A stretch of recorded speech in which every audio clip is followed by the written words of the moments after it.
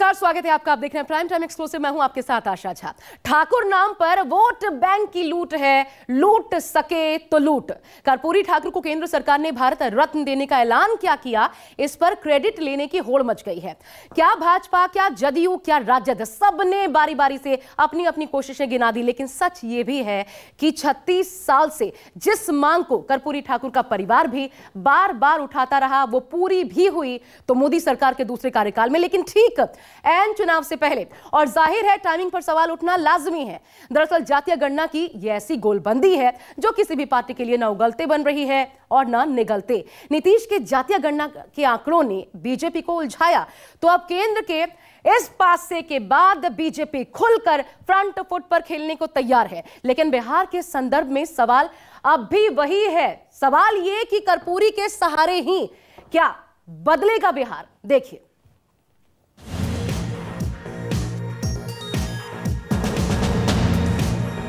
कर्पूरी ठाकुर अमर रहे, कर्पूरी ठाकुर अमर रहे, कर्पूरी ठाकुर अमर रहे।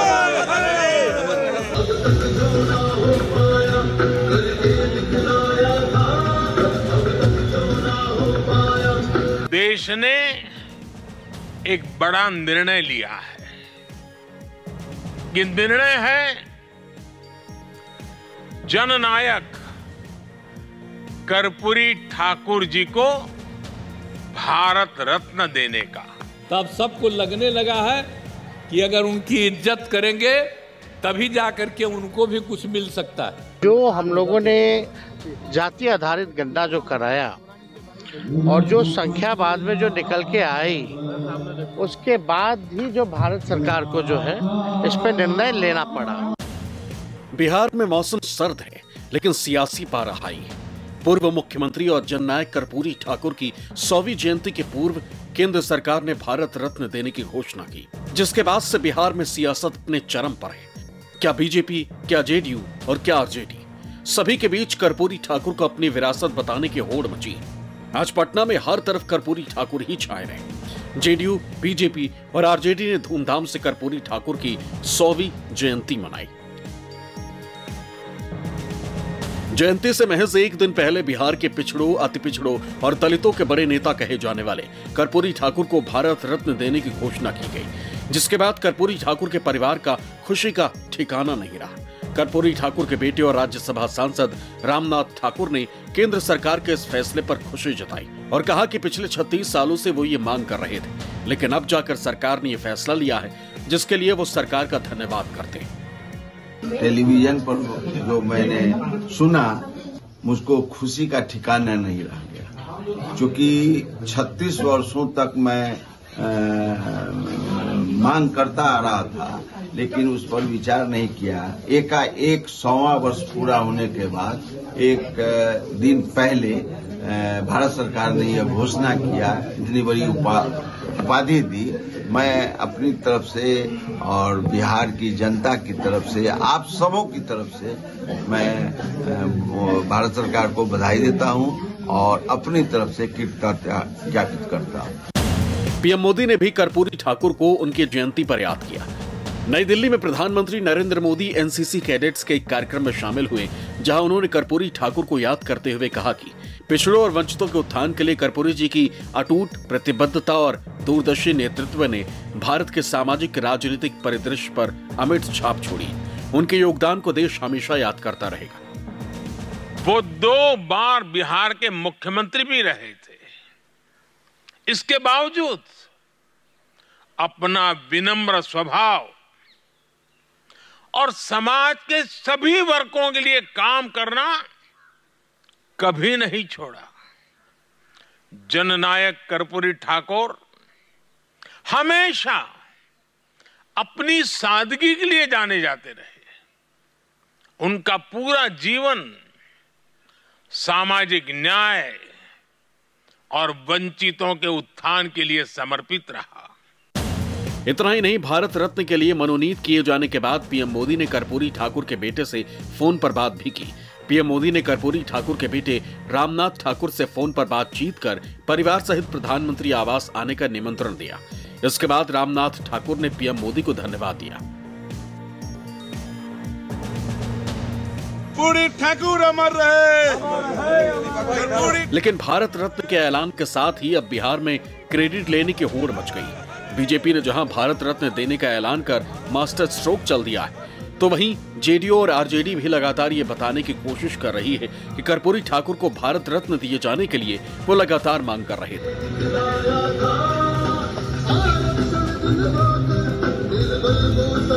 कर्पूरी ठाकुर की 100वीं जयंती पर जेडीयू ने पटना के वेटनरी कॉलेज में कार्यक्रम का आयोजन किया था, जिसमें बिहार के सीएम और जेडीयू के राष्ट्रीय अध्यक्ष नीतीश कुमार भी शामिल हुए।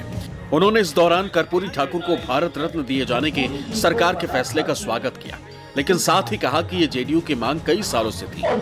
तो वहीं आरजेडी की तरफ से आयोजित कार्यक्रम में तेजस्वी यादव ने कहा कि लालू प्रसाद यादव ने कर्पूरी ठाकुर को भारत रत्न देने की मांग पुरजोर तरीके से उठाई थी। तो हम अनुरोध करते रहे, लिखते रहे कि भाई जननायक कर्पूरी ठाकुर जी का भारत रत्न प्रदान किया जाए। अभी लोग नहीं करते थे, लेकिन कल कर दिया है, तो मुझे खुशी है। मैं इसके लिए केंद्र सरकार को और प्रधानमंत्री जी को भी मैं बधाई देता हूं कि उन्होंने स्वीकार कर लिया कि जो हम लोगों ने जाति आधारित गणना जो कराया और जो संख्या बाद में जो निकल के आई, उसके बाद ही जो भारत सरकार को जो है इस पे निर्णय लेना पड़ा। खैर जो भी बात हो, लेकिन भारत रत्न मिला है तो इसका हम लोग जो है खुशी मनाते हैं। और इसकी लड़ाई तो हम लोग लगातार लड़ते रहे।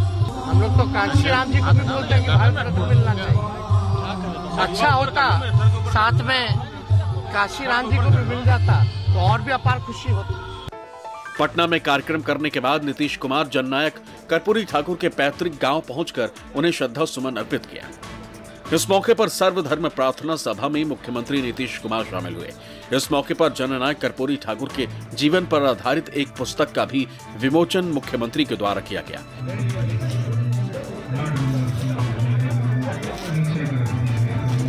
वहीं बीजेपी को पटना में जिला प्रशासन ने कर्पूरी जयंती मनाने के लिए मैदान नहीं दिया, लिहाजा बीजेपी ने सड़क पर कार्यक्रम का आयोजन किया। एक बड़े ट्रक पर मंच बनाया गया और उसे बीजेपी दफ्तर के बाहर सड़क पर बीचों बीच लगा दिया गया। ट्रक पर मंच और सामने सड़क पर कुर्सियां लगाई गई जहां लोग बैठे। बीजेपी के प्रदेश अध्यक्ष सम्राट चौधरी सहित तमाम नेता बारी बारी से मंच पर जाकर भाषण देते नजर आए। बीजेपी के नेताओं ने बिहार में महागठबंधन की सरकार पर जमकर हमला बोला। लालू जी रेल मंत्री थे, जमीन के बदले नौकरी दे रहे थे, लेकिन भारत रत्न नहीं दिलाया। कांग्रेस पार्टी सरकार में रही 50 साल तक, कभी भारत रत्न कर्पूरी ठाकुर जी को नहीं दिया। नीतीश कुमार जी भारत सरकार में मंत्री रहे, नहीं दिलवाया। भाजपा ने दिया, इसमें कहां दो मत है। आज नरेंद्र मोदी जी ने भारत रत्न दिया। दरअसल कर्पूरी ठाकुर को भारत रत्न दिए जाने की घोषणा उस वक्त हुई है जब 2024 का लोकसभा चुनाव नजदीक है। ऐसे में अब चर्चा इसी बात की है कि क्या कर्पूरी ठाकुर को भारत रत्न दिए जाने की घोषणा से भारतीय जनता पार्टी को बिहार में नीतीश कुमार के जातिगत जनगणना के दांव पर बड़ा फायदा मिलने वाला है।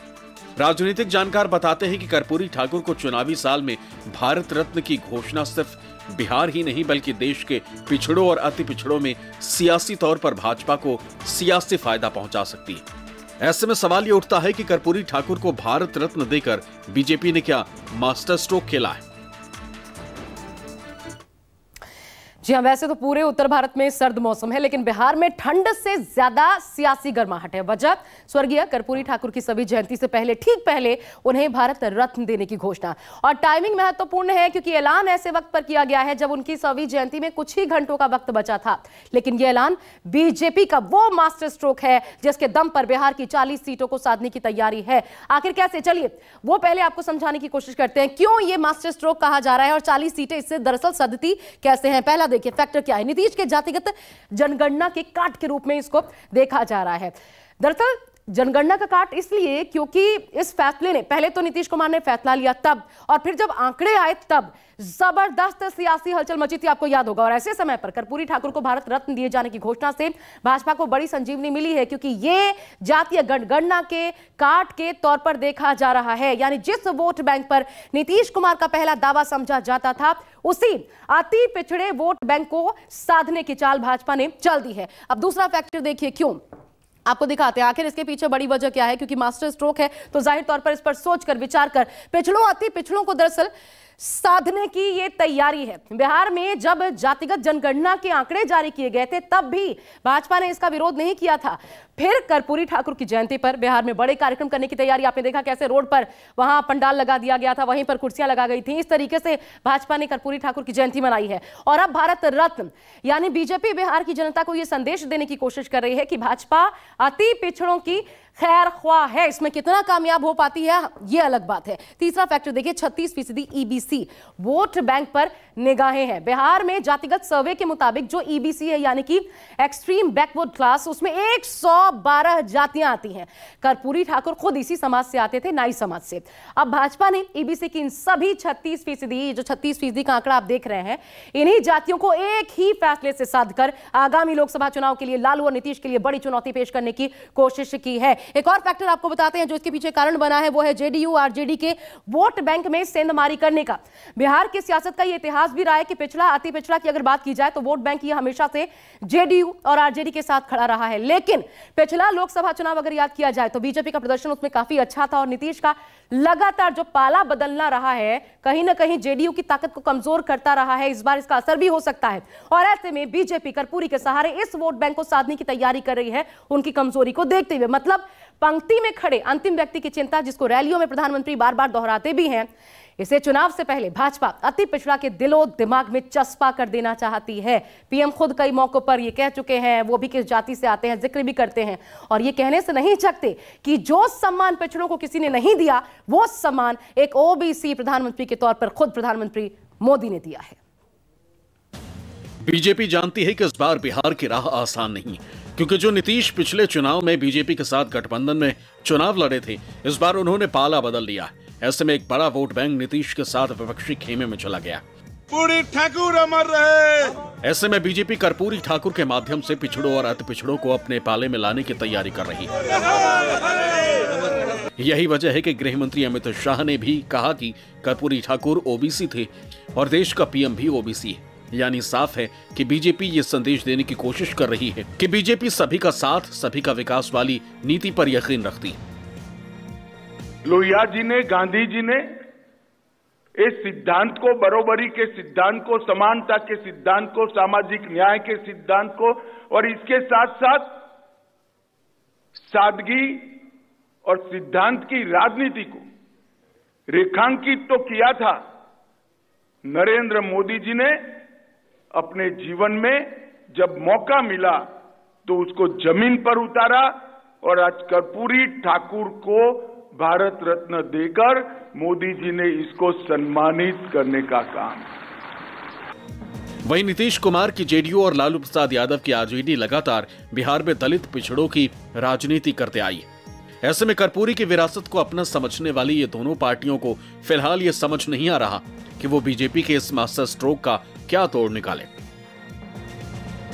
हम भारत सरकार के इस कदम का स्वागत करते हैं, धन्यवाद देते हैं कि उन्होंने हमारे नेता कर्पूरी ठाकुर को भारत रत्न दिया। ये जनता दल यू की, नीतीश कुमार सरकार की, नीतीश कुमार की बहुत लंबी मांग थी। प्रधानमंत्री जी के समक्ष 2-2.5 साल पूर्व हमारे तेजस्वी जी ने पुरजोर तरीके से इस मांग को की थी।